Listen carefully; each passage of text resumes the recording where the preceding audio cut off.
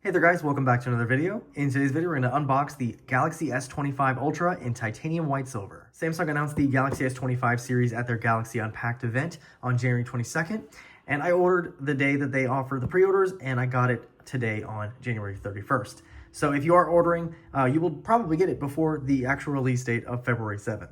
Now, just like last year, they are offering double storage for the same price. So as you can see, the 256 gig is $12.99, but if you want to get the 512, right now it is $12.99 also.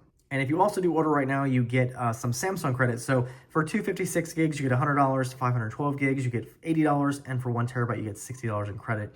And that can be put toward accessories, chargers, even watches or tablets as well. Now for colors this year, you can see we have 4 stock colors, then we have 3 online exclusives, and I did a previous video on the titanium gray, and then this video is going to be on the titanium white silver. Now you also have the titanium black, as well as titanium silver blue, and again, those are all stock, and those are all available by the 7th. But if you want the online exclusives, the titanium jade green and the titanium jet black, those will be available by the end of February. And then the most popular color, looks like, is the titanium pink gold, and that one you can't get until March. And there are also some decent trade-in deals. So if you go with if you already have a Samsung that you want to trade in, you can see you can get up to $900. So Z Fold 6, S24 Ultra, Z Fold 5, $900 for all those.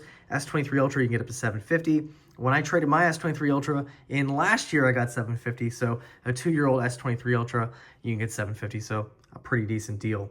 As far as Apple, you can get up to $700 max. So if you have the latest iPhone 16 Pro Max, you get $700, 15 Pro Max, $650, and on down.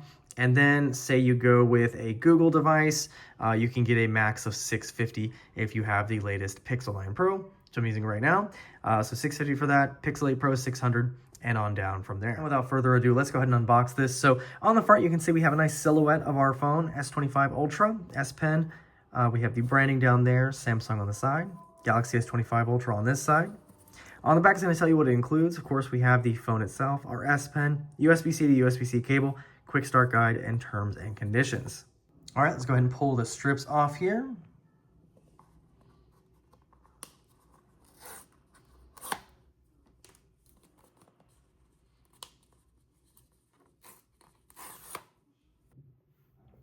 All right. And right up front, we have our Galaxy S25 Ultra. That beautiful white. It's got kind of an iridescent look to it. Looks really nice. Silver on the sides. All right, we'll put that off to the side real quick. Our accessories and everything are on the top.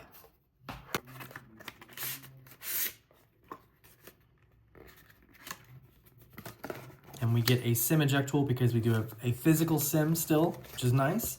Quick start guide, terms and conditions, and of course our USB-C to USB-C cable.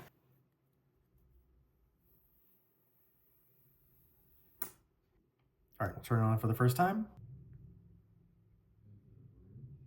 All right, and here we are. So let's go ahead and start our setup process here. I'm just gonna set it up without anything of mine, just so we can get to the home screen. So we have to agree to our Samsung terms and conditions, and then their privacy policy. You don't have to send any diagnostic data, so we'll go ahead and hit agree here.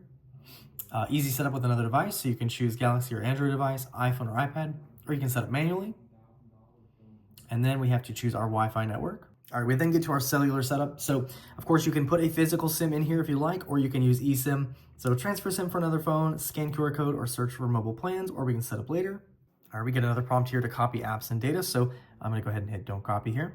All right, then prompted to sign into our Google account. So I'm gonna skip this here. All right, we then can protect our phone. So you can use face recognition, fingerprint, pattern, PIN, or password. We have our Google services. So for location, scanning, and diagnostic data, and installing apps and updates. And set up with our Samsung account, we have email or phone number or QR code. And then Samsung service legal information. So you have our terms and conditions. And then a couple things here. We have customization service on this phone, news and special offers on this phone, improved personalized ads based on data from this phone, and you can choose all. We have other Samsung services like auto blocker, customization services, and personal data intelligence, and you can uncheck all of those if you like. And then it says to check your region, may have to restrict inappropriate content on Samsung apps for minors. So Utah or other states, so we're another state. And of course we can use light or dark mode. I always go with dark mode. All right, and then this will let us know what's new and we can go home. And here we are at the home screen. So for software, we have Android 15 with One UI 7.0. And if you get the 512 gig model like I have, you'll have 479 gigs available out of the box. Now, one thing I heard about the new S25 Ultra is that the speakers are better. Now, of course, we do have a slightly bigger display this time around also. So you can see we have very slim bezels all the way around. Everything's more rounded around the corners, and we're at 6.9 inches versus the 6.8 from last year. So let's go ahead and take a look at a video and see how it looks and sounds.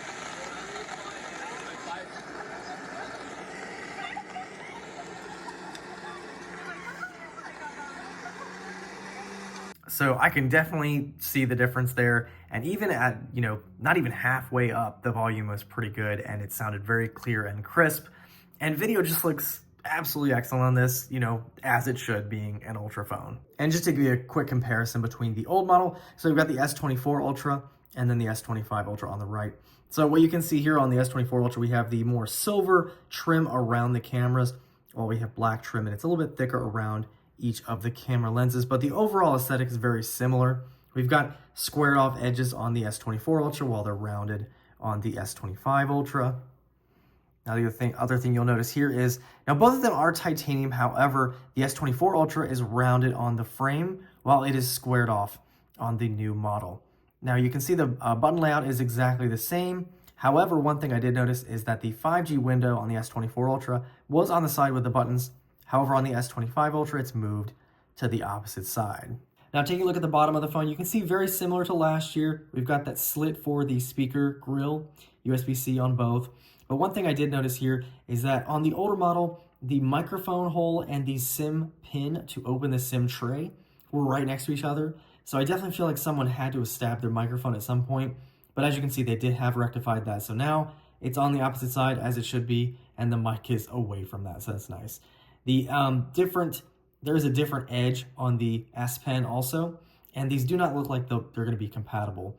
Now, one thing that Samsung did remove from the new phone are the air actions. So the S Pen was Bluetooth, so you could actually just press the button to take a photo or do different actions with the phone. Unfortunately, they took that away on the S25s, but apparently that was a very small percentage of people. But either way, I don't think it's cool to take away, different features unless you're going to put something in its place.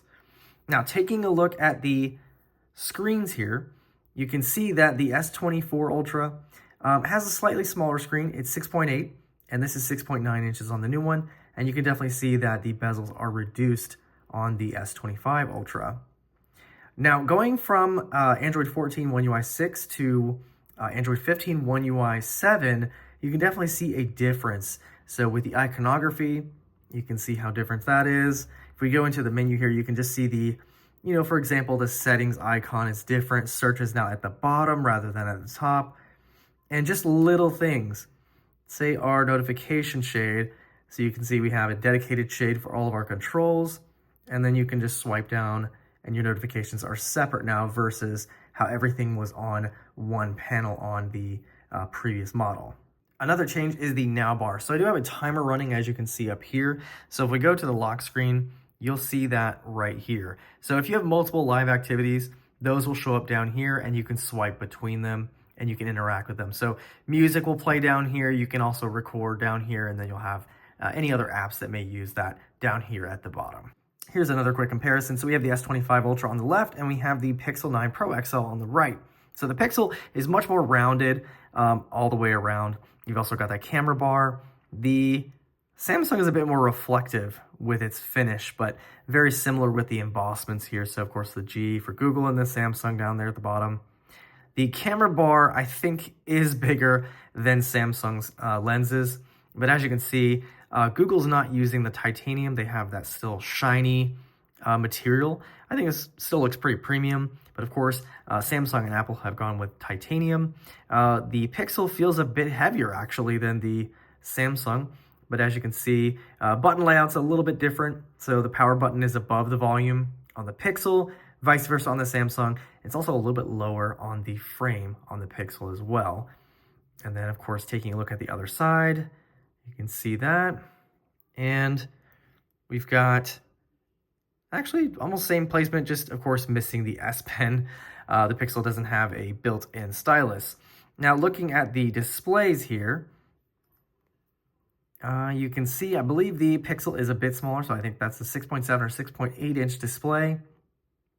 And bezels look pretty much the same, it looks like, on both of these, but yeah, either way you go, you're going to get a really nice display with these phones. And taking a look at the Galaxy S25 Ultra versus the iPhone 16 Pro Max, you can see that I think the iPhone is just a little bit shorter than the Galaxy. iPhone has much more rounded corners, very similar to the Pixel. The white is a little bit brighter on the iPhone, but they both have titanium builds, very similar kind of matte texture, as you can see here. Looks like the Galaxy might be just a hair thicker than the iPhone, but the iPhone's camera lens is much thicker than the Galaxy's. So I think they did a good job with the camera there. Now the display is bigger on the Galaxy, so we've got 6.7 on the iPhone and 6.9 on the Galaxy. And it looks like the bezels on this, on the new Samsung, are actually a little bit thinner as well. So if we look at that closer, maybe they're just about the same maybe. It does look like, it looks a little bit thicker on the iPhone, but my eyes could be deceiving me there. And then here they all are together. So I'd say if we're looking at it from the color perspective, the iPhone is the brightest white.